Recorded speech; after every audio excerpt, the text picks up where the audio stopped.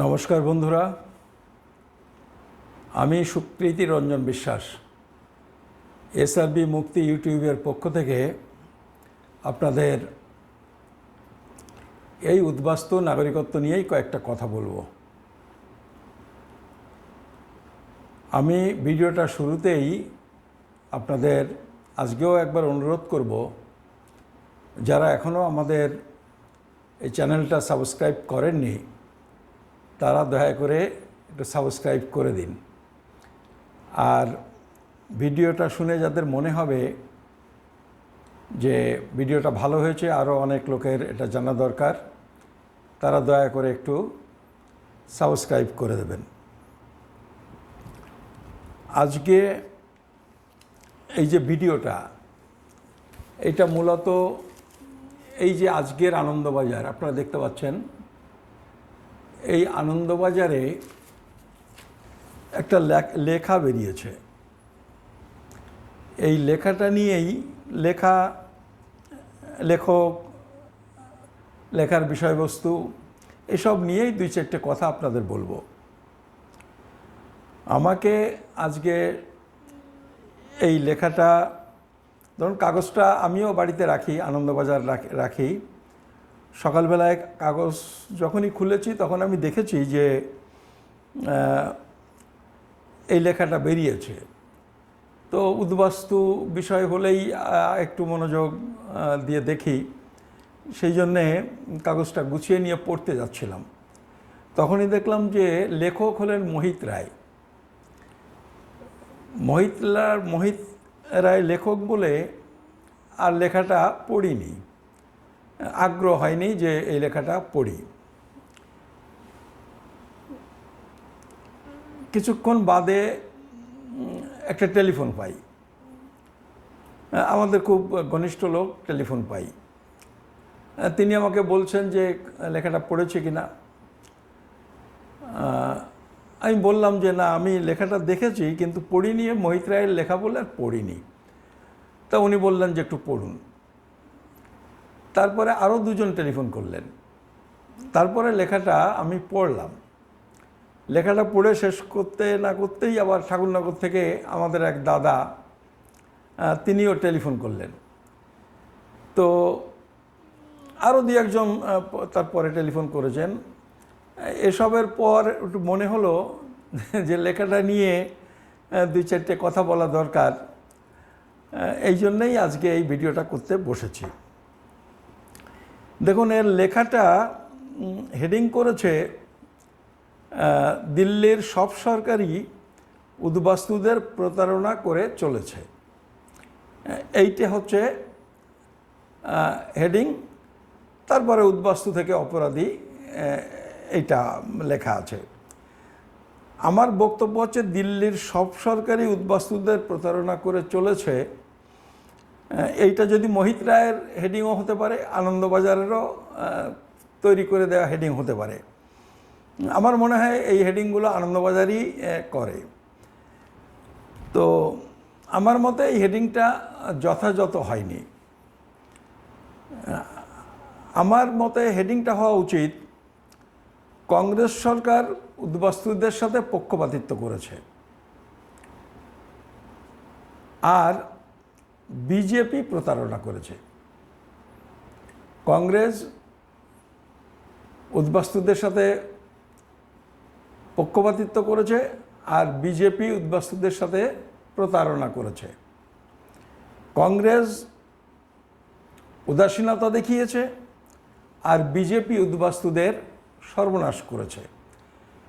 আমার এই কথার আলোকে একটা হেডিং হলেই ভালো হতো, সব সরকারি উদ্বাস্তুদের প্রতারণা করেছে। এইটা ঠিক নয়। কেন নয় সেটা নিয়ে দুই চারটে কথা আমি এরপরে, মানে এই ভিডিওর মধ্যেই বলবো। আমার মনে হয়েছে যে মোহিত রায় কিছু ঠিক কথা বলেছেন। মোহিত রায় আমি চিনি, আমাকে হয়তো চেনেন কি চেনেন না আমি জানি না। আমি মোহিত রায়কে বহুকাল ধরে চিনি। মোহিত রায় মানুষটা হলেন একটা আধা নকশাল। একসময় এপিডিআর করতেন, বোধহয় এপিডিআরের সহসভাপতি এরকম ছিলেন যখন সুজাত ভদ্র এপিডিআরটা চালাতেন। তারপরে তো উনি বিজেপিতে চলে গেছেন, এবং বিজেপিতে গেছেন এটাও বহুকাল। এবং এই বিজেপিতে যাওয়ার ফলে আমি যতটুকু খবর জানি, যদি মিথ্যে না হয়, বেঠিক না বলি, তাহলে এই বিজেপি করার জন্য তাকে ব্যক্তিগতভাবে এবং পারিবারিক ক্ষেত্রে, নিজের জীবনে এবং পারিবারিক ক্ষেত্রে খুব কঠিন মূল্য চোকাতে হয়েছে। হয়তো তার সাথে অন্য কোনো কারণও থাকতে পারে, কঠিন মূল্য চোকাতে হয়েছে। তারপরে একটা ঘটনার কথা একটুখানি এখানে উল্লেখ করি। একাডেমি অফ ফাইন আর্টসে একটা সেমিনারে আমি ছিলাম, উনি ছিলেন। সেখানে বাকবিতণ্ডা, তর্কাতর্কি, এই উদ্বাস্তু প্রশ্নে। উনি তো একেবারে বিজেপির সেই লাইনে বলেন, এবং তার থেকে বোধহয় আরেকটু এগিয়ে সাম্প্রদায়িক কথাবার্তা বলা শুরু করলেন।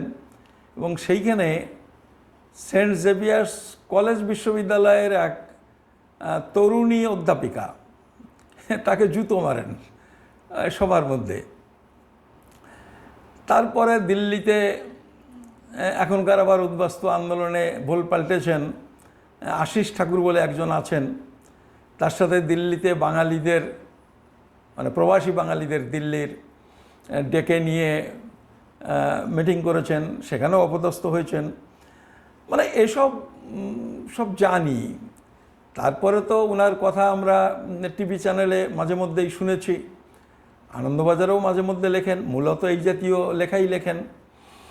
সেই সবগুলো জানি বলেই আর আগ্রহ করে এটা পড়তে চাইনি।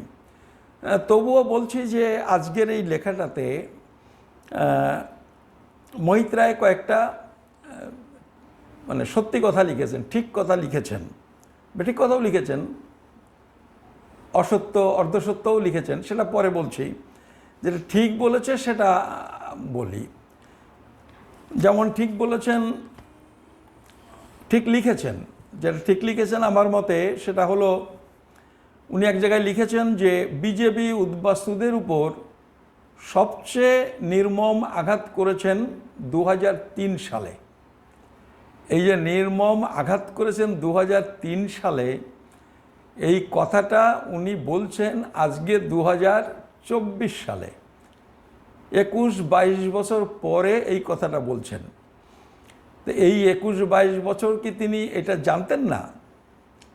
তার সাথে আমাদের যেটুকু এই যে দু একটা জায়গাতে আলোচনা এবং তার বিভিন্ন লেখা বা টিভিতে দেখেছি, তাতে এটা খুবই স্পষ্ট যে তিনি এই আইনটা সম্পর্কে প্রথম থেকে যা জানতেন এখনও সেইটাই জানেন।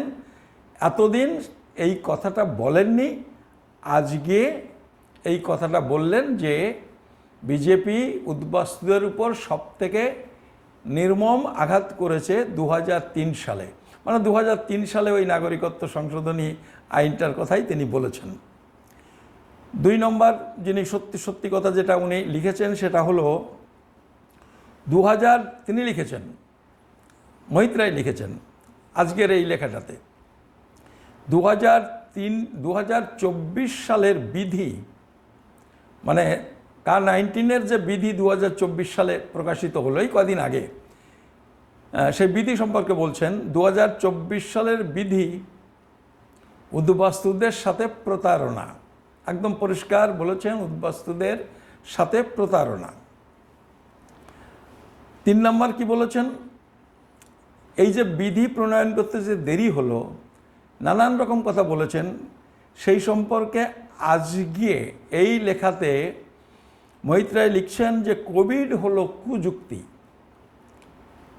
আসলে রুলস প্রকাশ করতে দেরি করা হয়েছে ইচ্ছাকৃতভাবে, এবং সেই সাথে তিনি লিখেছেন সব কিছু হয়েছে, শুধু এইটা পড়েছিল, এটা মোটেই বিশ্বাসযোগ্য কথা নয়।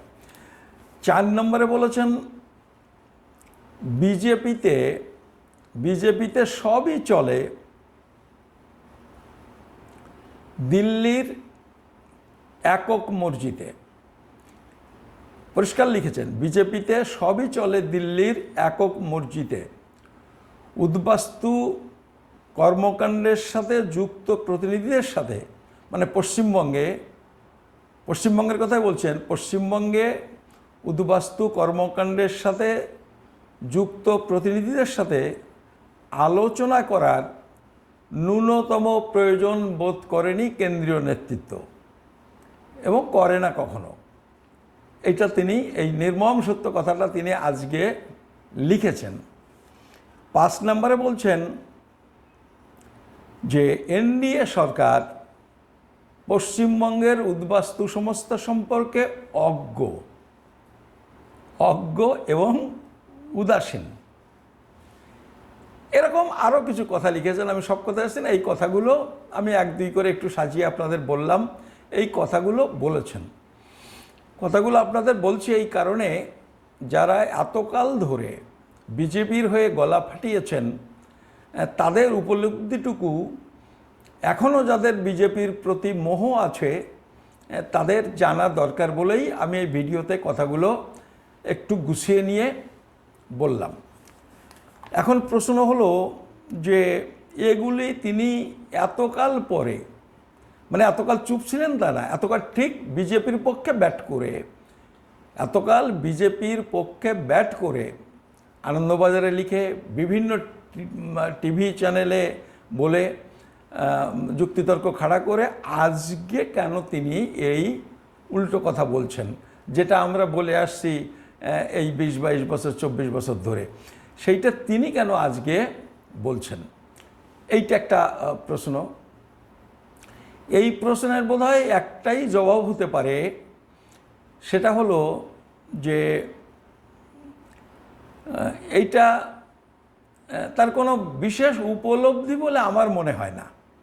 কারণ উপলব্ধির প্রশ্ন হলে শিক্ষিত মানুষ, আমি যতদূর জানি ইঞ্জিনিয়ার মানুষ, শিক্ষিত সচেতন মানুষ, তাদের এত বছর লাগে না।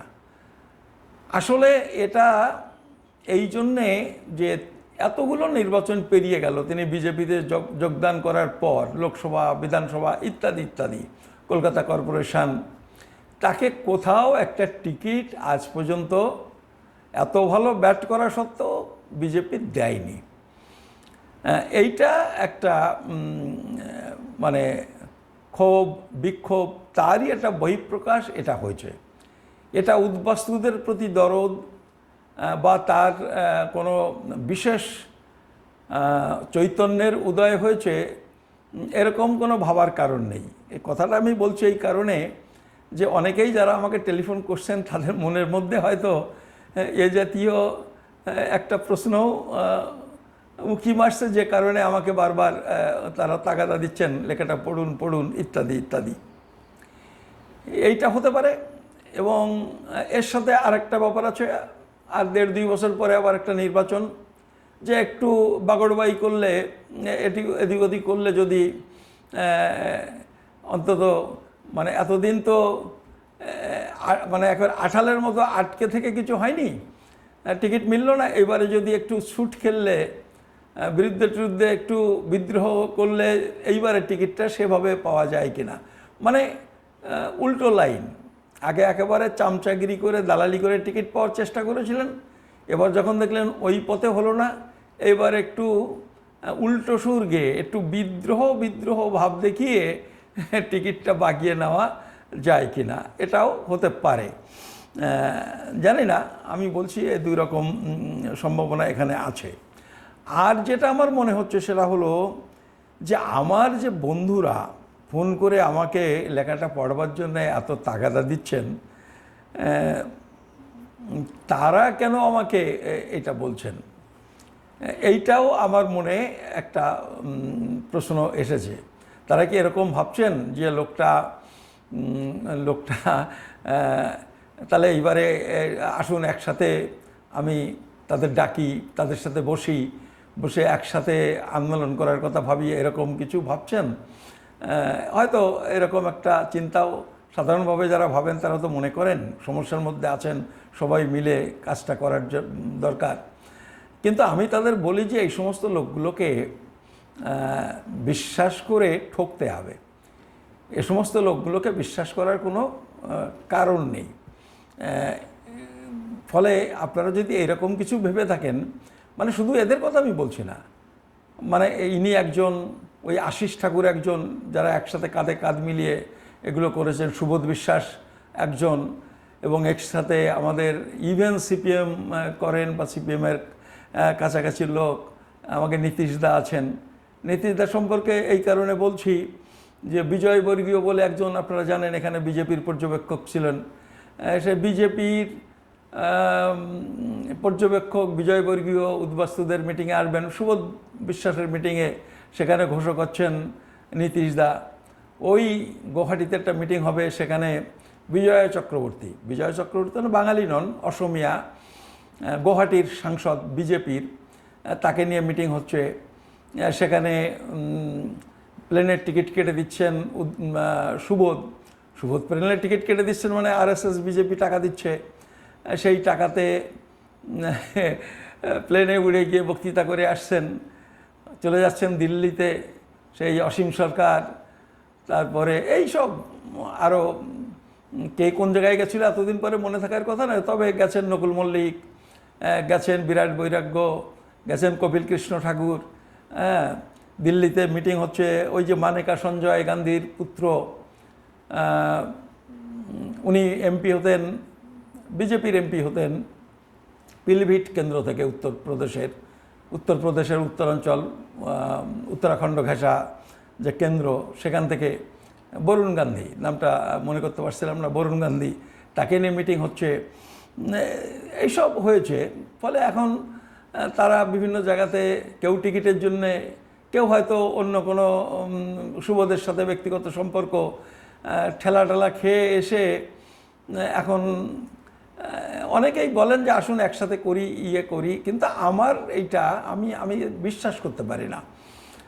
ফলে আমি আরও 5 জন লোকজনকে ডেকে নিয়ে গেলাম, তারপরে বোকা বনে গেলাম সবাই মিলে।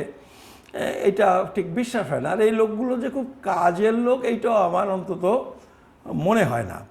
ফলে যারা এরকম ভাবছেন, আমার বন্ধুরা, উদ্বাস্তু বন্ধুরা, যে সবাই একসাথে কাজ করা, সবাই একসাথে কাজ করতে গেলে একই রকম চিন্তাভাবনার লোক, একই লক্ষ্যে যারা কাজ করছি, মানে মুখে লক্ষ্য এক বলছি অথচ ধান্দা অন্যরকম, তাদের সাথে একসাথে আন্দোলন করার কোনো প্রয়োজন আছে বলে আমার মনে হয় না, এবং করে কিছু সুবিধা হবে বলে আমার মনে হয় না। আর একটা কথা একটুখানি বলি, যেটা আমার মনে হয়েছে যে মৈত্রায় বেঠিক বা অসত্য, অর্ধসত্য বলেছেন এই লেখাটার মধ্যে লিখেছেন। আনন্দবাজার লিখেছে আর কি। আনন্দবাজার এসব তথ্য জানে না তা তো নয়, আনন্দবাজার এগুলো প্রচার করছেন এরকম লেখা আনন্দবাজারে, মানে আনন্দবাজার উদ্বাস্তুদের মধ্যে কোনো একটা সমস্যা তৈরি করার জন্যই এগুলো করছেন। কারণ আমি লেখা লিখলে তো আনন্দবাজার ছাপবে না, কারণ আনন্দবাজারে লেখা যাবার একটা লক্ষ্য থাকে, এবং সেই লক্ষ্য নিশ্চিতভাবেই উদ্বাস্তুদের স্বার্থ বিরোধী। তো যেগুলো বেঠিক বা অর্ধসত্য বলেছেন, সেটা হচ্ছে যে ধরুন এই যে পাঞ্জাব বাংলা নিয়ে একটা কথা উনি বলেছেন, করে কংগ্রেসকে দোষারোপ করেছেন। আসলে আমাদের বুঝতে হবে, উনি বলছেন জনবিনিময়ের কথা, যে পাঞ্জাবে জনবিনিময় হয়েছিল, বাংলায় হয়নি। দেখুন, পাঞ্জাবে জনবিনিময় হয়েছে এরকম বলা যায় না। আসলে জনবিনিময় মানে তো জনবিনিময় চুক্তি হতে হয়, সেক্ষেত্রে হচ্ছে বাধ্যতামূলক জনবিনিময় বলে এটাকে। তা সেরকম কোনো চুক্তি কিন্তু পাঞ্জাবেও হয়নি, বাংলার ক্ষেত্রেও হয়নি। এবং এই ক্ষেত্রে নেহেরু, উনি লিখেছেন যে পত্রপাঠ, শ্যামাপ্রসাদ মুখোপাধ্যায় প্রস্তাব রেখেছেন, নেহেরু পত্রপাঠ মানে নাকচ করে দিয়েছেন। আমি কিন্তু এই জনবিনিময়ে এরকম কোনো চুক্তি করার বিপক্ষে। আমি বিপক্ষে, ডক্টর আম্বেদকরও বিপক্ষে ছিলেন। অনেকে উল্টো জানেন যদিও আম্বেদকর সম্পর্কে। তারা এই বিরোধিতা করেছিলেন গণতন্ত্রের জায়গা থেকে, যে চুক্তি করলে মানুষকে তখন বাধ্য করা হয় দেশ ত্যাগ করতে, মানে দেখে মুসলমানদের বাধ্য করবে ওদেশে চলে যেতে, ওদেশের হিন্দুদের এদেশে চলে আসতে। জনবিনিময় চুক্তি হলে এইটা হতো, সেটা তারা করতে চাননি। তারা তাদের ইচ্ছার উপরে ছেড়ে দিয়েছেন। এই ইচ্ছার মর্যাদা দেওয়ার সাথে কিন্তু একটা গণতন্ত্রের সম্পর্ক আছে, এই ব্যাপারটা বুঝতে হবে। আর উনি বলছেন 1950 সালে যে চুক্তিটা হয়েছিল নেহেরু লিয়াকত চুক্তি, উনি বলছেন দু দেশের সংখ্যালঘুরা যে যার দেশে ফিরে যাবেন এই জন্য চুক্তি হয়েছিল। কিন্তু বিষয়টা তা নয়। চুক্তিটা হয়েছিল, তার মূল বিষয়বস্তু ছিল যে পাকিস্তান সরকার পাকিস্তানের সংখ্যালঘুদের নিরাপত্তা দেবে, যাতে তাদের দেশ ত্যাগ করার মতো ভাবনা চিন্তা করতে না হয়। আবার ভারতে যে সংখ্যালঘু বা মুসলমান তাদের নিরাপত্তা দেবে, যাতে তারা দেশ ত্যাগ করতে বাধ্য না হন। এইটাই ছিল মূল চুক্তির মূল কারণ, যেটা মোহিত রায় বেটিক লিখেছেন। এইটাই ছিল মূল কারণ। আর সেই সাথে একথাও বলা হয়েছিল যে দাঙ্গার সময়ে যে মুসলমানরা পাকিস্তানে চলে গেছেন বা পাকিস্তান থেকে যে সমস্ত হিন্দুরা ভারতে চলে এসেছেন, তারা যদি মনে করেন যে অবস্থা শান্ত হয়ে গেছে, দাঙ্গা হাঙ্গামা থেমে গেছে, এবার যদি তারা নিজের দেশে ফিরে যেতে চান, তাহলে তারা যাতে ফিরে যেতে পারেন। এবং সেক্ষেত্রে ওই চুক্তিতে বলা হয়েছিল ফিরে গেলে তাদের ক্ষতিপূরণ দেওয়া হবে, তাদের টাকা পয়সার ক্ষতিপূরণ দেওয়া হবে ইত্যাদি ইত্যাদি, এবং সম্পত্তি যাতে তারা ফিরে পান তার ব্যবস্থা করা হবে। চুক্তিটাতে এইটা ছিল। আমার মনে হয় এই চুক্তি খুব অন্যায় চুক্তি ছিল, এইরকম মনে করার কোনো কারণ নেই। এইটাতে কংগ্রেসকে যেভাবে দোষারোপ করেছেন মোহিত রায়, এটা একটা উদ্দেশ্য প্রণোদিতভাবে করেছেন। আসলে বিজেপি করার লোক তো, আবার ওই আগামী বিধানসভা নির্বাচনের একটা টিকিটেরও ধান্দা আছে, ফলে বিজেপির বিরুদ্ধে যাই বলুন সেটাতে একটু কংগ্রেসের বিরুদ্ধে না বললে তো প্রভুরা খুশি থাকবেন না, এইটা একটা ব্যাপার। আর উনি লিখেছেন যে 71 পর্যন্ত নাগরিকত্ব নিয়ে প্রশ্ন ওঠেনি। আসলে এটা 71 নয়, এটা 2003-4 সাল পর্যন্ত বাংলাদেশ থেকে আসা লোকজনের নাগরিকত্ব নিয়ে কোনো সমস্যা, কোনো প্রশ্ন কিন্তু ওঠেনি। কাউকে গ্রেপ্তার করা, করা এইগুলো কিন্তু হয়নি। তবে এটা ঠিক যে 1986 সালে কংগ্রেস এই নাগরিকত্ব ইস্যু করার যে ব্যবস্থা ডিসেন্ট্রালাইজ ছিল, প্রত্যেকটা ডিএমকে অথরাইজ করা হয়েছিল, এইটা তারা সেন্ট্রালাইজ করে। কিন্তু তারা কোনো আইন করেনি যে দেওয়া হবে না। সেন্ট্রালাইজ করা মানে একটা সময় পর্যন্ত যে প্রতিশ্রুতি থাকুক, একটা দেশ তো, একটা স্বাধীন দেশ, একটা দেশ থেকে অবাধে মানুষ আসবেন যাবেন, এটা তো আমার কথায় আপনারা হয়তো অখুশি হবেন, কিন্তু আমি বাস্তবসম্মত কথা বলছি। এইটা তো গভর্নমেন্ট একটা সময় গিয়ে অন্তত রেস্ট্রিক্ট করার চেষ্টা করেন, যাতে মানুষ অন্তত মনে করেন যে গেলেই আর সুবিধে হয়ে যাবে, এরকম হয়তো নয়, আগের থেকে কড়াকড়ি হয়ে গেছে। এইটা একটা রেস্ট্রিক্ট করার চেষ্টা করেছিল, যাতে মানুষ আর এইভাবে না আসেন। কারণ এইভাবে তো গভর্নমেন্টের উপরও একটা চাপ পড়ে, এ কথা তো অস্বীকার করলে হবে না। তো তারা রেস্ট্রিক্ট করার চেষ্টা করেছে, কিন্তু তারা তাদের সেই প্রতিশ্রুতি ভঙ্গ করে যে একটা আইন করে দিলাম, যেটা বিজেপি পরে করেছে, এইটা কিন্তু কংগ্রেস করেনি। ফলে যারা 71-এর পরে এসেছেন, আমাদের মতো লোক যারা 71-এর পরে এসে ওই 7 দিন 10 দিনের নাগরিকত্ব পেয়ে গেছেন, এবং এটা 86 পর্যন্ত কোনো সমস্যা হয়নি। ফলে মোহিত রায় যেটা 71 লিখেছেন, ওটা তারও 14-15 বছর মানে পরে 86 সাল পর্যন্ত কোনো সমস্যা হয়নি। আর 86 থেকে ওই 2002-2003 সাল পর্যন্ত তখন কি করেছে, দিল্লি হয়ে গেছে, নাগরিকত্ব সার্টিফিকেট আদায় করা মুশকিল, তখন সব লোকজন ওখান থেকে চলে এসেছেন। ক্লাস 9-এ যখন পড়েন তখন ছেলে মেয়েদের পাঠিয়ে দিয়েছেন, এখানে এসে স্কুলে ভর্তি হয়েছেন, এইভাবে হয়ে গেছে। এবং ওই সার্টিফিকেটে চাকরি বাকরি হয়ে গেছে, সব কিছু হয়েছে, মানে ডিএম পর্যন্ত হয়েছেন, বিডিও টিডিও তো আছেনই, কোনো সমস্যা হয়নি। কেউ কখনো এইসব কাগজপত্র নিয়ে আটকায়নি। এই আটকাট বা এই দুশ্চিন্তা কিন্তু শুরু হয়েছে ওই যেটা উনি লিখেছেন যে কঠিনতম আঘাত, যেটা মোহিত রায় লিখেছেন বিজেপি করেছে 2003 সালে। আসলে 2003 সাল থেকে 4 সাল থেকেই এটা হয়েছে। তার আগে উনি ঠিকই বলেছেন, 1971 সালে 29শে অক্টোবর সম্ভবত একটা সার্কুলার জারি করেছিল গভর্নমেন্ট, স্বরাষ্ট্র দপ্তর কেন্দ্রের, বলেছিল যে ওই যে 1 কোটি লোক এসেছে, তারা একটা বিশেষ অবস্থায় এসেছে এবং আশা করা যাচ্ছে বাংলাদেশ লিবারেশনের এই ঝামেলা মিটে গেলে তারা আবার ফিরে যাবেন। ফলে তাদের যেন অ্যাট র্যান্ডাম যেন এই দেশেরই মানুষ হিসেবে বা এই দেশের স্থায়ী বাসিন্দা হিসেবে নাগরিকত্ব দেওয়া না হয়। সেই আইনটা মানে সেই সার্কুলারটা, আইন নয়, সার্কুলারটা বিভিন্ন সরকার ব্যবহার করেছে কিন্তু একেবারে আইনের মতো। এটা কংগ্রেস গভর্নমেন্টকে শুধু দোষ দিয়ে লাভ নেই, এটা সব সরকারই এটা করেছে। যেখানকার যে রাজ্য সরকার, এখানে পশ্চিমবাংলায় বামফ্রন্ট ইত্যাদি ইত্যাদি, কিন্তু এত সত্ত্বেও কিন্তু কোনো আইন করেনি, এটা কিন্তু মাথায় রাখতে হবে। 1971 সালের পরে মোহিত রায় লিখেছেন যে আবেদন করা বন্ধ করে দেওয়া হয়, এটা ঠিক লেখেননি। 1971 না 1904-এর আগে আবেদন করতে কোনো অসুবিধা ছিল না। 86 সাল পর্যন্ত তো হামেশাই আবেদন করে যারা করেছেন তারা নাগরিকত্ব পেয়েছেন। ফলে এসবগুলো কিছু বেঠিক কথাবার্তাও মোহিত রায় লিখেছেন। তো এই যে লেখাটা, এসব লেখা কিন্তু আসলে আমি জানি না, বিজেপি তো একটা বিপাকে পড়ে গেছে। এই রুলস বের করার পরে একটা বিপাকে তো পড়ে গেছে। এখন সেখান থেকে একটু হাওয়া টাওয়া বের করে দিয়ে একটা নতুন কৌশল কিছু নিয়েছে কিনা এটা একটু ভাবতে হবে। আরও একটু অপেক্ষা করলে এটা বোঝা যাবে যে আসলে বিজেপি কী ধরনের চক্রান্ত করছে, সেটা আর একটু বোঝা দরকার।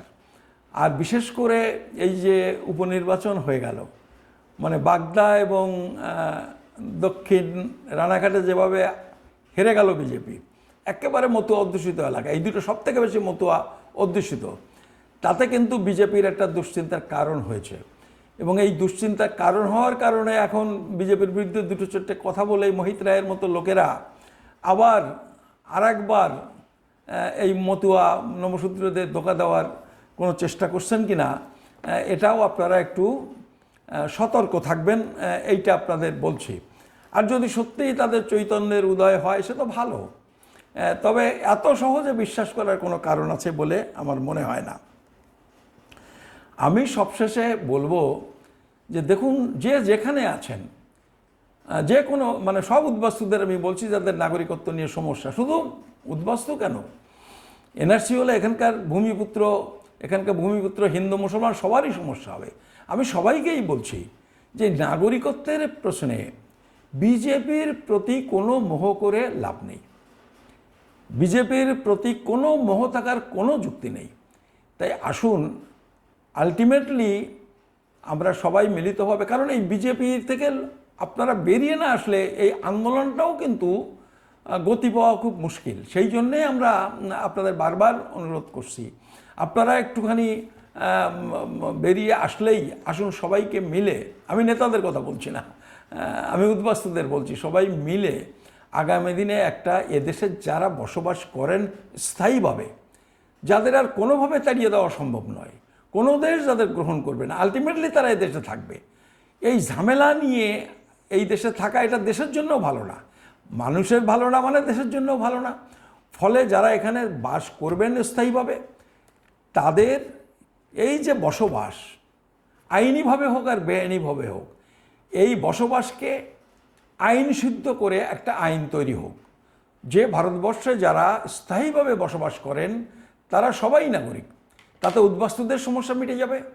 আর এখানকার ভূমিপুত্র হিন্দু মুসলমান যারা সত্যিকার এখানকার নাগরিক, তাদেরও নাগরিকত্ব প্রমাণ করার সমস্যা মিটে যাবে।